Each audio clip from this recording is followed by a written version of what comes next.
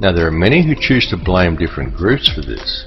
They claim Zionism is to blame, or it's the Bilderberg Group, or it's the international banksters and the money system that's the root of the problem. Yet the truth is that all of these things are merely differing mechanisms of control that are all interconnected. Certainly the money system is the head of the snake that's used to control it all, including the people.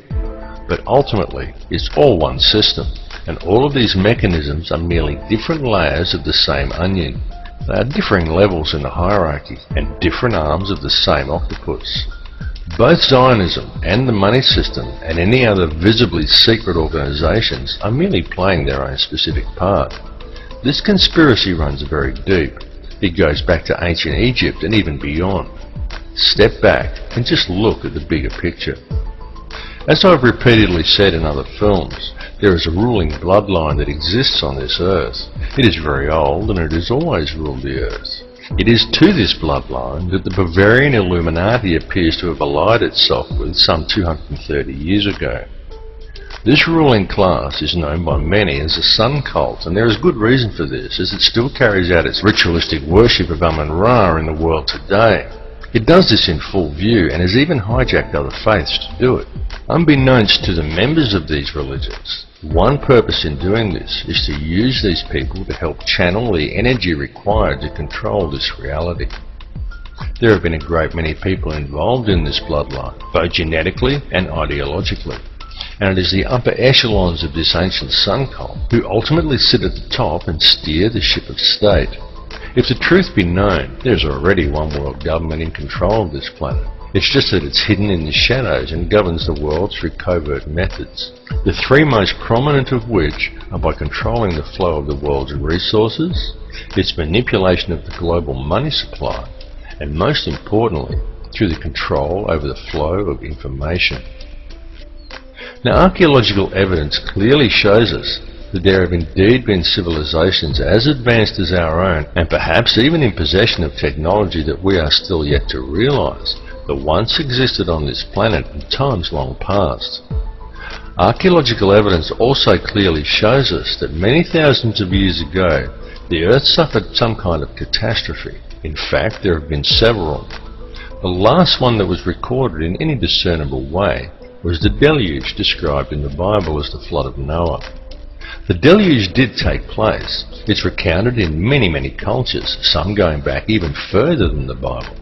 It exists in Babylonian texts in the Epic of Gilgamesh. It even exists in the legends of Native Americans, of South American cultures, and even in the legends of the Australian Aboriginal, and in many other places besides. And this is not by coincidence. The deluge did in fact occur. At the time of the deluge, or possibly even in the catastrophe preceding the last one, there was indeed an advanced civilization that existed on this earth, and during one such catastrophe, technology was lost. Not just civilization, but actual hardware and important scientific records.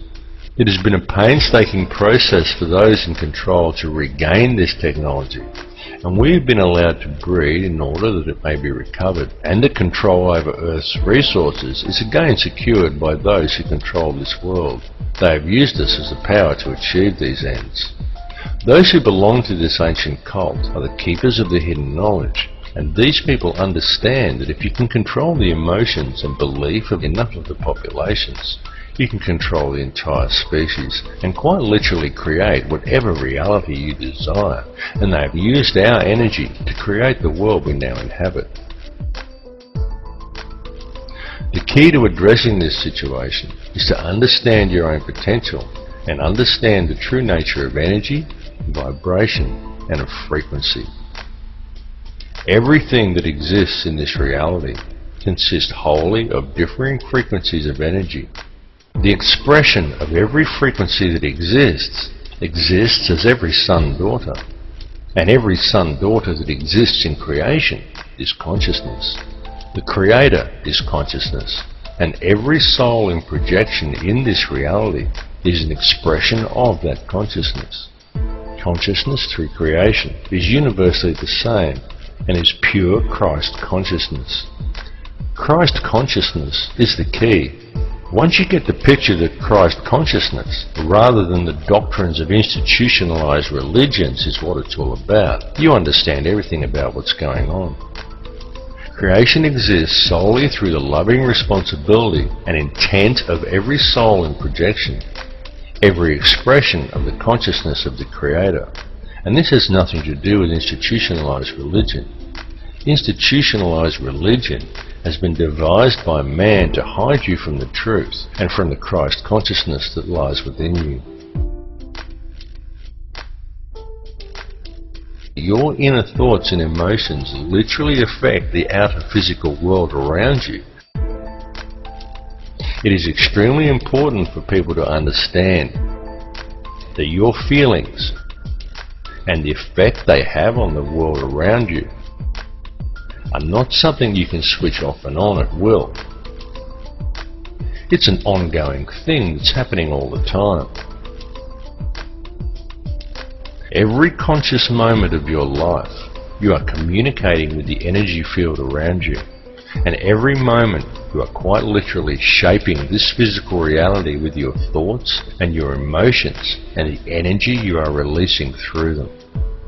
Many people find such information to be somewhat discomforting, because with the understanding that your inner thoughts and emotions literally affect the outer physical world around you comes a great responsibility. How will you accept this responsibility?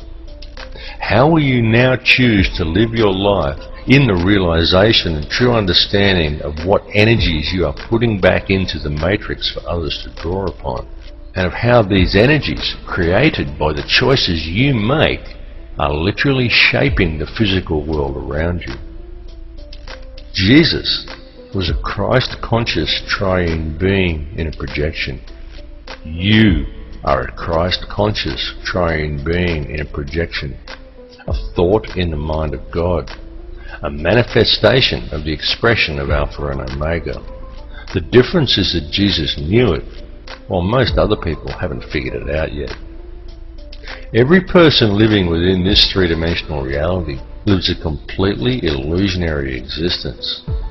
What man considers the ordinary events of everyday life on earth have no counterparts in the higher realms of awareness. Every person dwelling on the earth today is a living Christ triune being, subject to the third-dimensional mentalized illusion of this material plane. On earth, each of you has 5 lower outer senses and 105 higher or inner senses you cannot normally access.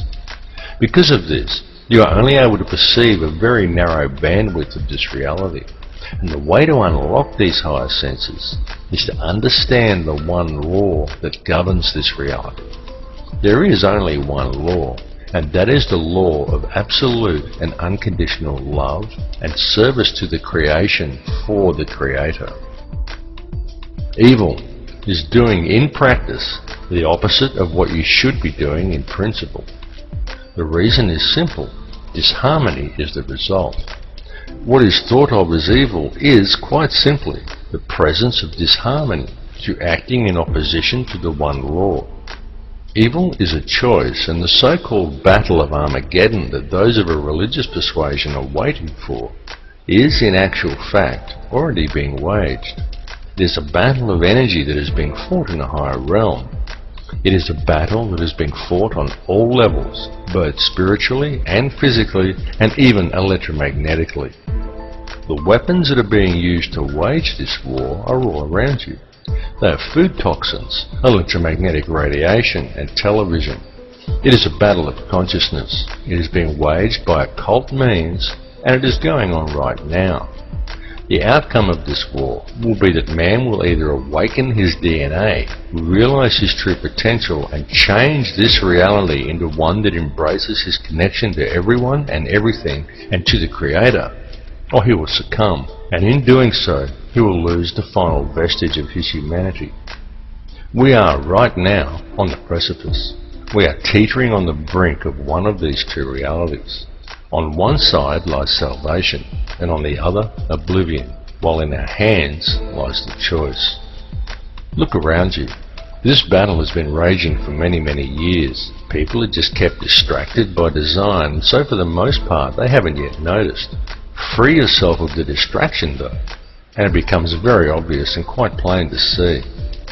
We are not in the end days or even in the end hours. We are in the final minutes, and the choice of what the final outcome will be, the very key to winning, lies within each of you.